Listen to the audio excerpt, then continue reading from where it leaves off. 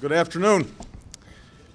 Right now, the House of Representatives is moving towards a vote of historic proportions on a piece of legislation that will open the door to a new clean energy economy. For more than 3 decades, we've talked about our dependence on foreign oil. And for more than 3 decades, we've seen that dependence grow. We've seen our reliance on fossil fuels jeopardize our national security. We've seen it pollute the air we breathe and endanger our planet. And most of all, we've seen that other countries realize a critical truth. The nation that leads in the creation of a clean energy economy will be the nation that leads the 21st century global economy.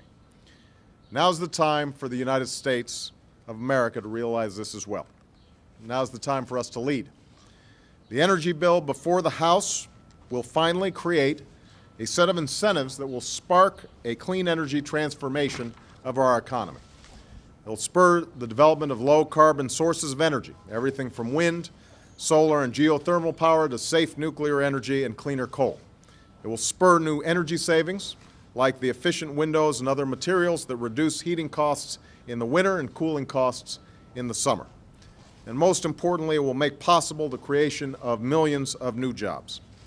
Now, make no mistake, this is a jobs bill.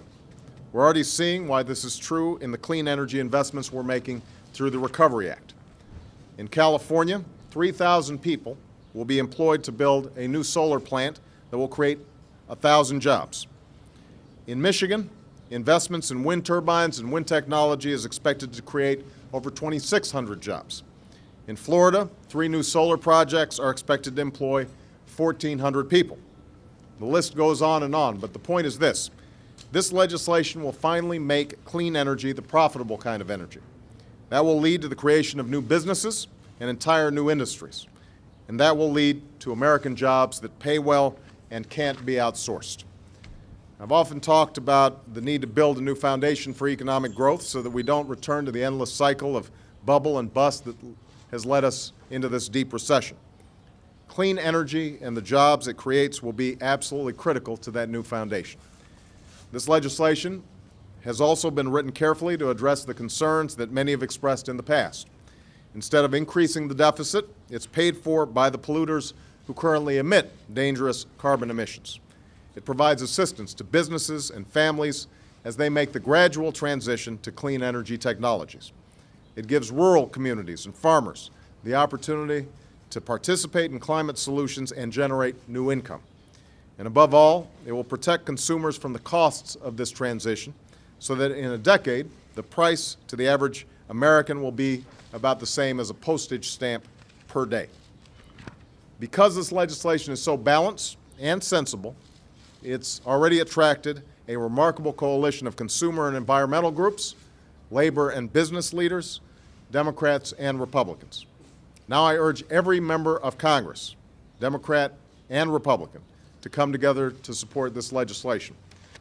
I can't stress enough the importance of this vote. I know this is going to be a close vote, in part because of the misinformation that's out there that suggests there's somehow a contradiction between investing in clean energy and our economic growth. But my call to those members of Congress who are still on the fence, as well as to the American people, is this. We cannot be afraid of the future, and we can't be prisoners of the past. We've been talking about this issue for decades, and now's the time to finally act.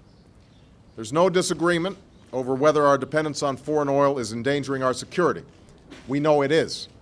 There's no longer a debate about whether carbon pollution is placing our planet in jeopardy. It's happening. And there's no longer a question about whether the jobs and industries of the 21st century will be centered around clean, renewable energy.